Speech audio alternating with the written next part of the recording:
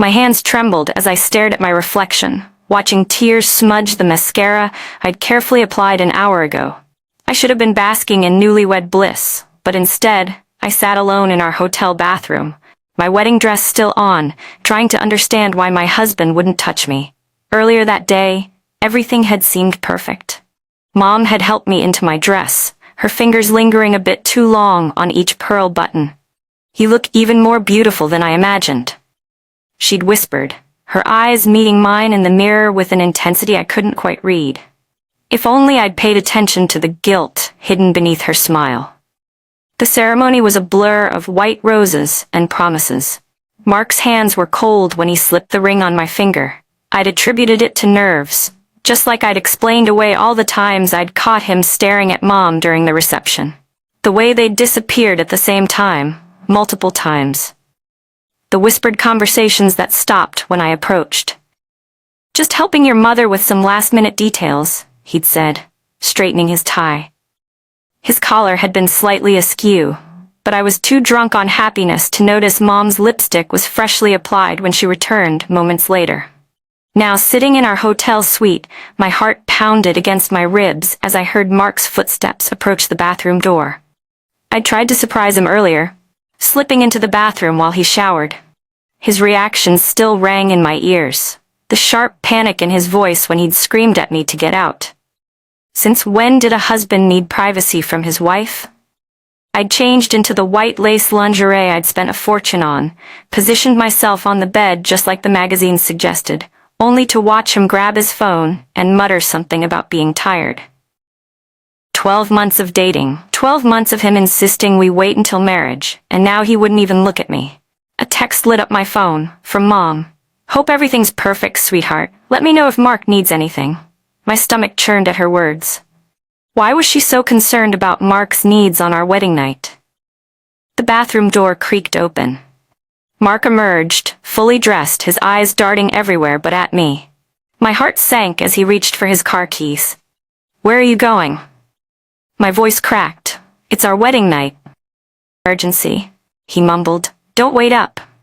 The door clicked shut behind him before I could protest. I sat there, the expensive lingerie suddenly feeling like a joke as tears streamed down my face. Through the thin walls I heard footsteps in the hallway, then a familiar voice, my mother's whispered "hurry," followed by the distinct sound of Mark's shoes against the marble floor. My blood ran cold. Surely this was all in my head. Surely there had to be an explanation. But as I sat there alone on my wedding night, I couldn't shake the feeling that I'd just become an unwitting player in a game I never knew existed. I reached for my phone with shaking hands, planning to call Rachel, my maid of honor. Before I could dial, another text from Mom appeared.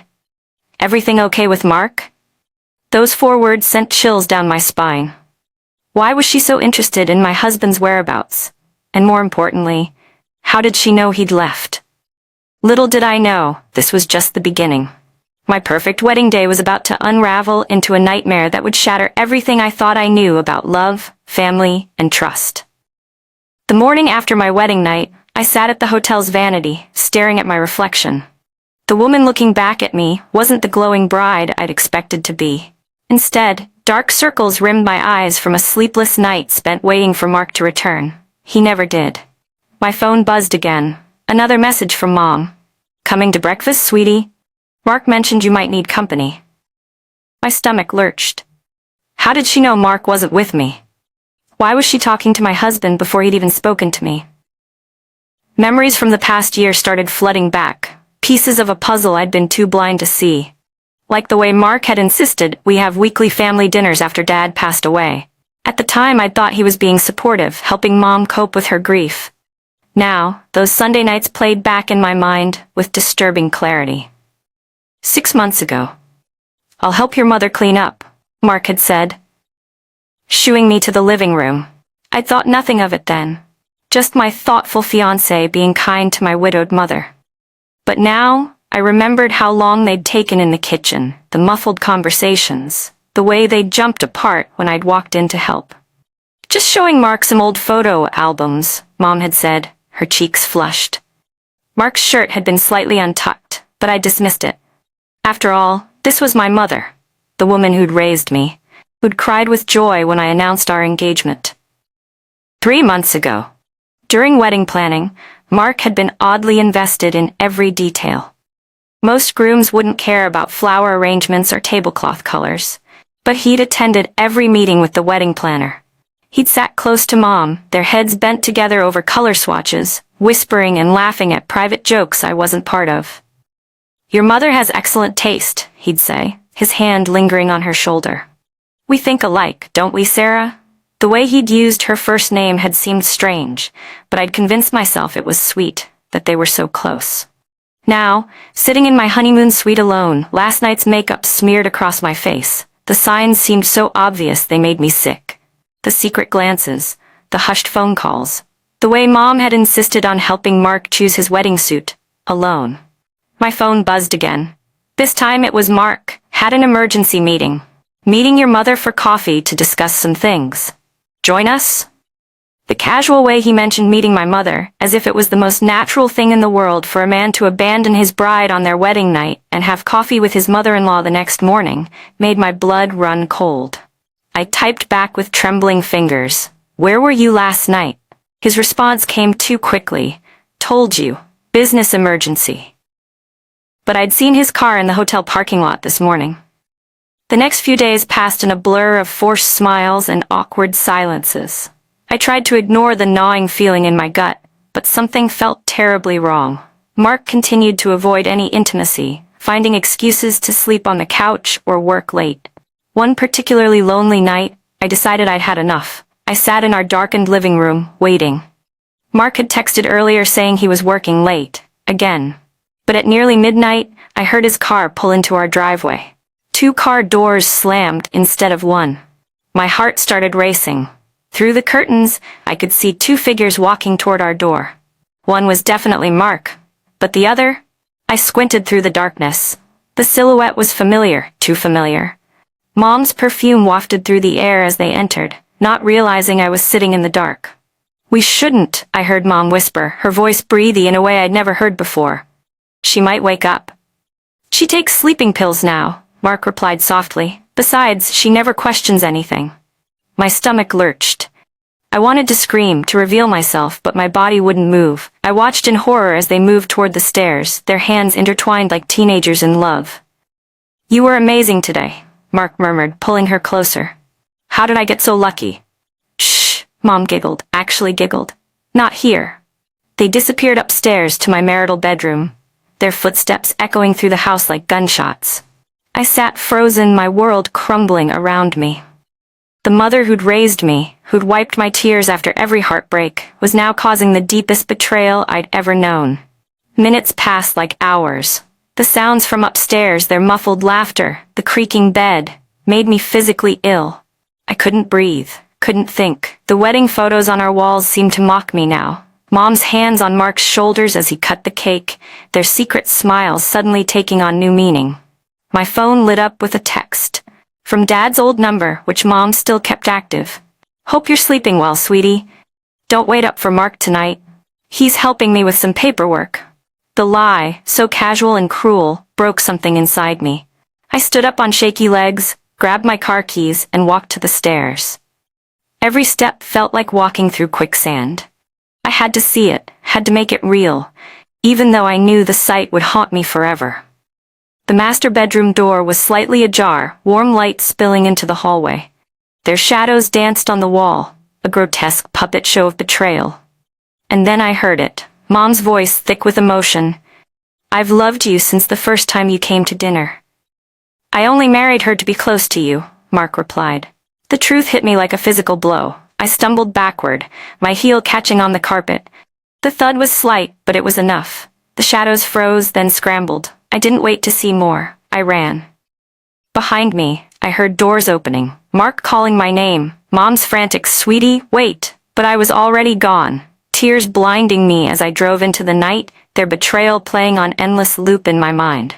The first place I drove to was Rachel's apartment. My hands shook so badly, I could barely text her I was outside. She appeared in her doorway wearing pajamas, took one look at my face, and pulled me into her arms without a word. I couldn't even finish the sentence. The sobs came in waves, violent and raw. Rachel guided me to her couch, wrapped me in a blanket, and waited. My phone exploded with notifications. Mark, it's not what you think. Mom, please let me explain, sweetie. Their desperate attempts at damage control made me nauseous. Rachel took my phone, silenced it, and made me tea. Start from the beginning, she said softly. As I recounted everything, the wedding night, the signs I'd missed, and finally, tonight's discovery, Rachel's expression shifted from shock to fury. By the time I finished, she was pacing. That manipulative bastard, she spat. And your mother? I can't even. She stopped, seeming to remember my fragile state. What do you want to do? Before I could answer, a knock echoed through her apartment. Through the peephole, we saw Mark and Mom standing there, still wearing the clothes I'd seen them in earlier. The audacity made my blood boil. Sarah, please. Mom called through the door. We need to talk about this as a family. Family? I found my voice, surprisingly steady. Is that what you call sleeping with your daughter's husband? It just happened, Mark pleaded. We never meant to. Never meant to what? Rachel yanked the door open, her 5'4" frame somehow towering with rage. Never meant to get caught? Never meant to destroy her life? Get out before I call the police. Mom stepped forward, mascara streaking her cheeks. Sweetie, you have to understand, after your father died. Don't you dare, I cut her off. Don't you dare use Dad to justify this. The mention of Dad seemed to break something in me. I pushed past Rachel, faced my mother for the first time since discovering her betrayal. She reached for me, but I recoiled. How long? I demanded. How long have you been sleeping with my husband? Their silence was answer enough. Mark stared at the floor, unable to meet my eyes. Mom's hand trembled as she reached for me again. The day Dad died, I whispered, realization dawning. That's when it started, wasn't it? When he came to help you with the funeral arrangements? Their faces told me everything. 2 years. They'd been carrying on this affair for 2 years, right through my engagement, through wedding planning, through everything. Every Sunday dinner, every family moment, had been a lie.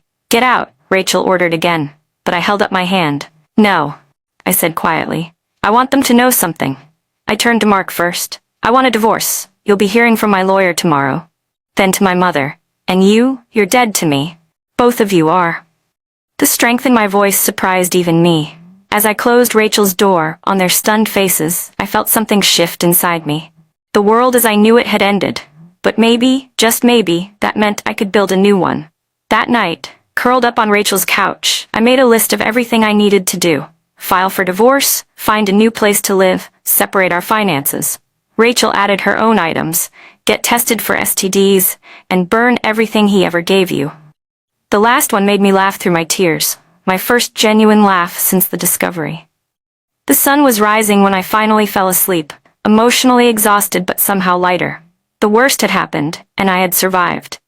What came next would be hard, but at least now I knew the truth. And truth, no matter how painful, was better than living a lie. The first week after discovering my mother's betrayal felt like drowning in slow motion. Every breath hurt, every memory tainted. The divorce papers sat on Rachel's coffee table where I'd been camping out, waiting for my signature. My hand hovered over them countless times, but something kept stopping me. Not love? No, that died the moment I heard them together. It was fear. Fear of admitting my marriage was a sham from the start. Fear of facing a world where my own mother could betray me so deeply. The texts and calls hadn't stopped. Mark's messages evolved from desperate pleas to thinly veiled threats. Think about what this will do to your mother's reputation, his latest text read. Think about the family name. Family name. I laughed bitterly as I blocked his number. What family?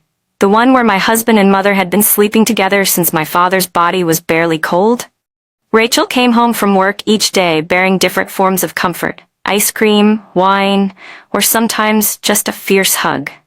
She'd taken time off to help me move my things out of the house Mark and I had bought together. We went when we knew he'd be at work. But nothing prepared me for what we found. In his office desk, hidden beneath tax documents, I discovered hotel receipts. Dozens of them, dating back to before our engagement. Weekend getaways disguised as business trips. Romantic dinners billed as client meetings. And most devastating of all, a receipt from the night before our wedding. Oh my God, Rachel whispered, reading over my shoulder. The rehearsal dinner, when they said they were finalizing the seating arrangements. I ran to the bathroom and threw up. The night before my wedding, while I'd been having a quiet dinner with my bridesmaids, my fiancé and mother had been. The evidence kept coming. A burner phone in his sock drawer filled with messages. Photos they'd forgotten to delete. A joint credit card statement with purchases from jewelry stores. Gifts he'd given her that I'd never seen. Rachel found me on the bathroom floor, clutching the stack of papers. "This is good," she said firmly. "This is everything your lawyer needs." I nodded numbly. She was right. These receipts, these messages, they were bullets in a gun I hadn't wanted to fire, but they'd left me no choice. That night, I signed the divorce papers. My signature was steady, my resolve hardened by the physical proof of their deception. As Rachel sealed the envelope, my phone buzzed with a text from Mom. "I'm so sorry, sweetheart. We never meant for you to get hurt. It was real love." I stared at those words, real love, until they blurred. Then I blocked her number too.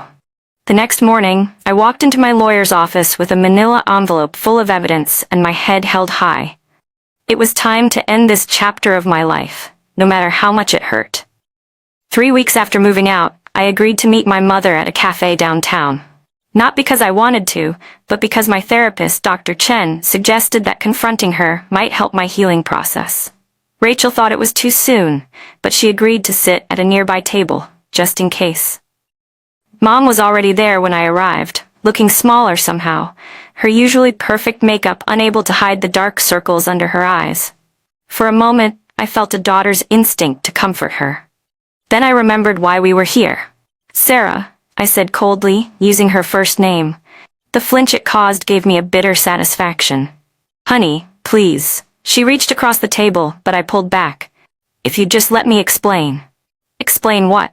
My voice was steady, practiced from rehearsing this moment countless times. "How you seduced my husband, or how you pretended to help plan my wedding while sleeping with my fiancé?" "It wasn't like that," she whispered, tears welling up. "After your father died, I was so lonely. Mark, he was there. He understood me." "Understood you?" I laughed, drawing stares from nearby tables. "He was my boyfriend, my fiancé, my husband. He was supposed to understand me. We never meant to fall in love."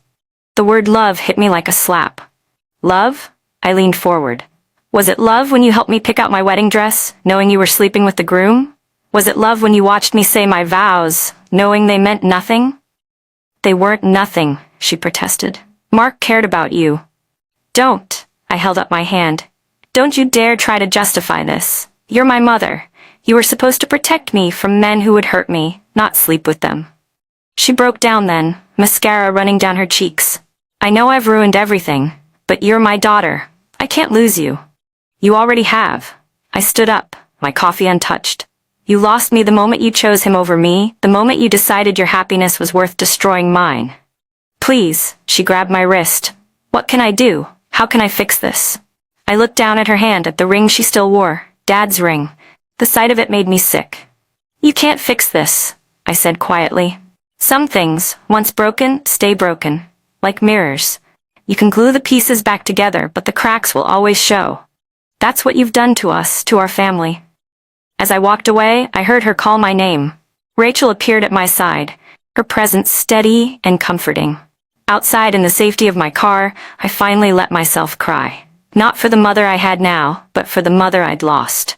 The one who used to chase away my nightmares, not become one.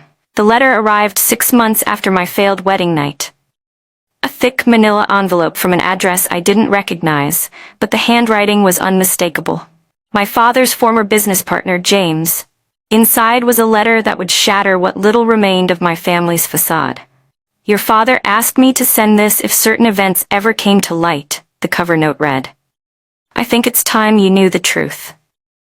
With trembling hands, I unfolded the letter. Dad's familiar handwriting filled the pages.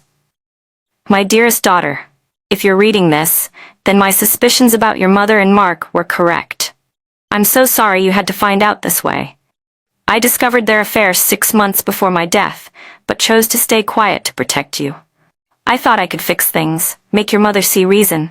Perhaps that stress contributed to my heart attack.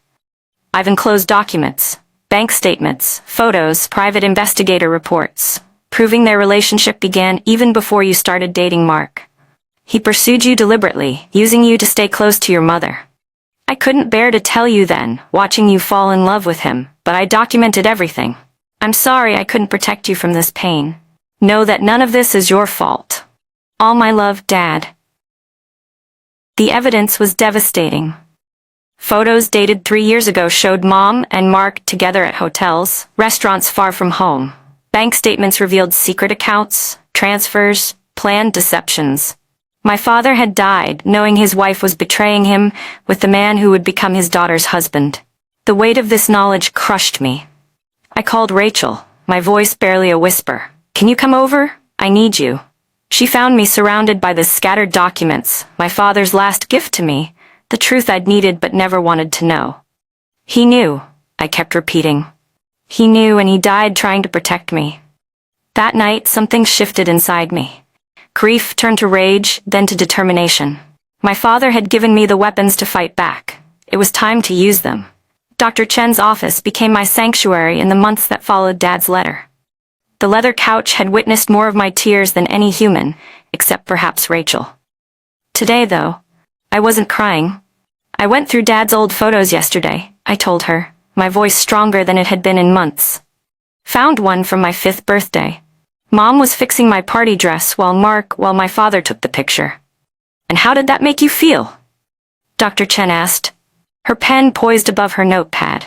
Angry at first, I admitted, then something else. I realized I can keep those memories, the real ones, with Dad.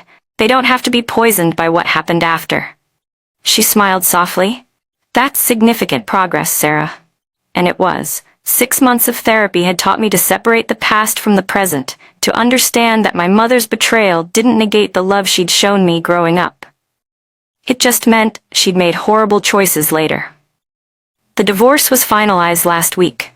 Mark didn't contest it, not after my lawyer presented Dad's evidence. He and Mom had moved to Arizona together, a fact I learned from my sister Kate, who'd chosen to maintain limited contact with them. I've been thinking about going back to school, I said, surprising myself with the words. Finish my event planning degree. What brought this on? I thought about the wedding I'd helped Rachel's sister plan last month. How, despite everything, I'd found joy in creating someone else's perfect day. I want to take back what they stole from me, turn it into something positive. Dr. Chen nodded approvingly. And the panic attacks? Less frequent, I reported. The meditation techniques help, and I'm sleeping better since I joined that kickboxing class. My phone buzzed. Another wedding planning inquiry. Word had spread about how I'd handled Rachel's sister's wedding, and suddenly I had a small but growing client list. I'm not ready to forgive them, I said firmly. I might never be. But I'm ready to stop letting their actions define my future. For the first time in almost a year, I felt like myself again. Not the naive bride who'd been betrayed, but something stronger. A woman rebuilt from broken pieces, held together by truth and determination. 2 years after my disastrous wedding, I stood in a different venue, watching a different bride dance with her father. My clipboard was filled with check marks, every detail executed perfectly. This was my 10th wedding as a certified event planner, and seeing genuine love unfold before me no longer stung. Another success, Rachel whispered, appearing at my side. She'd become my business partner 6 months ago, handling the financial side while I focused on creative direction. You've come a long way from... She didn't need to finish. We both remembered the broken woman who'd shown up at her door that night. Sometimes it felt like a lifetime ago. My phone buzzed, a text from Kate. Mom's asking about you again, says she saw your business featured in Wedding Monthly. I took a deep breath. The magazine feature had been a huge milestone for Second Chances events. The name I'd chosen for my company. Each successful wedding felt like a personal victory, a way of reclaiming what had been taken from me. Tell her I'm doing fine, I replied. It was true. I was doing more than fine. The bride caught my eye and waved me over. Sarah, we couldn't have done this without you, she gushed. Everything is perfect. As I helped adjust her veil, I caught my reflection in a nearby mirror. My eyes were clear, my smile genuine. The woman looking back at me was stronger than the one who'd fled her own reception in tears. Later that night, after the last guest had left and the cleanup crew was finishing up, I sat alone in the venue's garden. David, one of the photographers I frequently worked with, found me there. "Penny for your thoughts?" He offered me a glass of champagne. "Just reflecting," I smiled, accepting the drink. We'd been dancing around something for months, both of us cautious for different reasons. He knew my story. Everyone in the local wedding industry did, and had never pushed.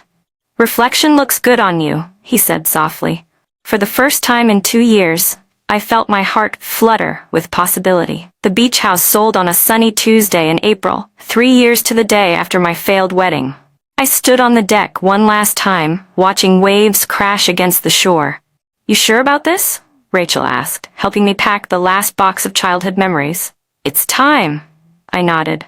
The house had been in my family for generations, but keeping it meant holding on to pain I was ready to release. My phone buzzed, a text from Mom. They were rare now, usually around holidays or birthdays. "Heard about the house. Your father loved it so much." For once, her words didn't hurt. "Yes, he did," I replied simply. It was the most civil exchange we'd had in years. David arrived to help with the moving truck, greeting me with a soft kiss. After a year of careful dating, we'd finally found our rhythm. He understood my trust issues, never pushed for more than I could give. "Found this in the attic." He held up an old photo album. Inside were pictures from happier times, family beach days, holiday celebrations, my father's smile frozen in time. "Keep those," Rachel suggested. "The good memories belong to you." She was right. I'd learned that healing doesn't mean erasing the past, but rather choosing which parts to carry forward. The new owners were a young family with twin girls. Watching them explore the house, their excitement palpable, I felt a weight lift. This place would know joy again. "Ready?" David asked, loading the last box. I took one final walk through the empty rooms, saying goodbye to the ghosts of my past. In my father's old study, I left his letter, the one that had exposed everything. It was time to let go of that too. Outside, Rachel and David waited by our cars, my best friend and the man who'd taught me to trust again, my chosen family. "Where to?" David asked as I slid into the passenger seat. "Forward," I smiled, reaching for his hand. As we drove away, I caught a last glimpse of the beach house in the rearview mirror. The setting sun painted it gold, just like it had on my wedding day. But this time, instead of an ending, it felt like a beginning. My phone buzzed one last time, a notification from my wedding planning app. Tomorrow I had a consultation with another couple, another chance to help create the perfect day I never had. But that was okay. My story hadn't ended with betrayal after all. It had ended with strength, with growth, with the understanding that sometimes the worst betrayals lead us exactly where we need to be. What was broken could not be fixed, but something new had been built from the pieces. Something stronger, something true. And that, I finally understood, was worth all the pain it took to get here.